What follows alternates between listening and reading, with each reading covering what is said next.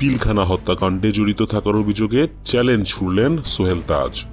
বাংলাদেশের ইতিহাসে এক হৃদয় বিদারক ও মর্মান্তিক ঘটনা হল বিডিআর বিদ্রোহ বা বিডিআরের হত্যাকাণ্ড। 2009 সালের 25 ফেব্রুয়ারি ঘটে যাওয়া সেই নৃশংস ঘটনার সময় 57 জন কর্মকর্তা সহ মোট 74 জনকে নির্মমভাবে হত্যা করা হয়। এখনও সেই ঘটনার শিকার হওয়া পরিবারের সদস্যরাও বয়ে চলেছেন অপূরণীয় দুঃখ ও যন্ত্রণা। এই ঘটনার বিচার কার্যক্রম অন্তর্বর্তীকালীন সরকারের অধীনে চলমান।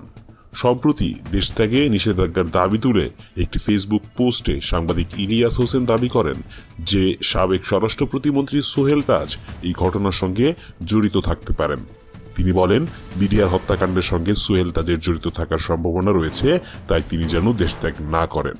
কয়েকদিন পর আরও একটি ফেসবুক পোস্টে ইলিয়াস হোসেন দাবি করেন যে পিলখানা হত্যাকাণ্ডের সময় সোহেল তাজ লন্ডনে ছিলেন না, বরং তিনি সিলেট গিয়ে সেখান থেকে হেলিকপ্টারে ঢাকায় ফিরে আসেন এবং গোপনে অবস্থান করেন।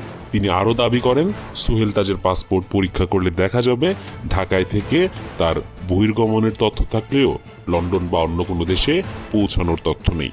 তার এই দাবি নিয়ে বিতর্ক শুরু হয়। ইলিয়াস হোসেন তার ফেসবুক পোস্টে লিখেছেন, সোহেল তাজের পাসপোর্ট জব্দের দাবি জানানো হয়েছে, অন্যথায় সংশ্লিষ্টদের দায়িত্ব নিতে হবে।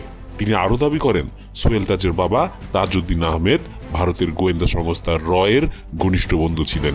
সম্প্রতি তিনি তার ইউটিউব চ্যানেলে একটি অনুসন্ধানী ডকুমেন্টারি প্রকাশ করেন, যেখানে পুনরায় সোহেল তাজের বিরুদ্ধে অভিযোগ তোলা হয়। এ বিষয়ে সোহেল তাজের প্রতিক্রিয়া জানা দরকার।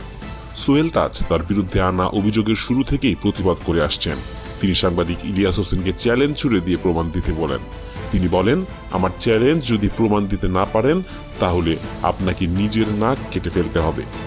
এরপর বৃহস্পতিবার দুপুরে সোহেল তাজ তার ফেসবুক পেজে ডকুমেন্টারির একটি স্ক্রিনশট শেয়ার করেন এবং তার নির্দোষিতা দাবি করেন।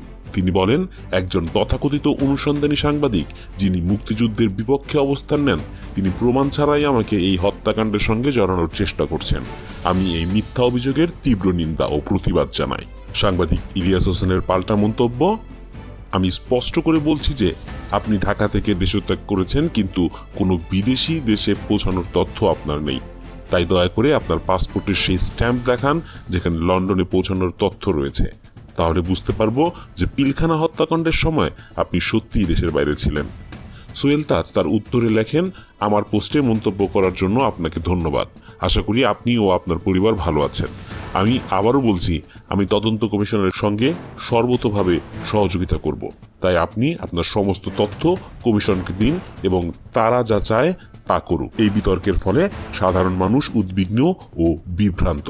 তাদের প্রশ্ন, আসলে কে সত্য বলছে, সাংবাদিক ইলিয়াস নাকি সোহেল তাজ? একদিকে বাংলাদেশের প্রথম প্রধানমন্ত্রী তাজউদ্দিন আহমেদের পুত্র সোহেল তাজ এবং অন্যদিকে জনপ্রিয় অনুসন্ধানী সাংবাদিক ইলিয়াস হোসেন। তাই সাধারণ জনগণের একটাই চাওয়া, এই স্পর্শকাতর বিষয়ে দ্রুত সঠিক তদন্ত হোক এবং প্রকৃত সত্য সামনে আসুক, যাতে ভবিষ্যৎ প্রজন্ম সঠিক ইতিহাস জানতে পারে। দর্শক বন্ধুরা, আমাদের এই তথ্যচিত্রটি যদি আপনার কাছে তথ্যবহুল বলে মনে হয়ে থাকে তাহলে অবশ্যই ভিডিওটিকে লাইক করবেন, কমেন্ট বক্সে কমেন্ট করবেন এবং সাবস্ক্রাইব করে আজকের লাইভ নিউজের সাথেই থাকুন। ধন্যবাদ।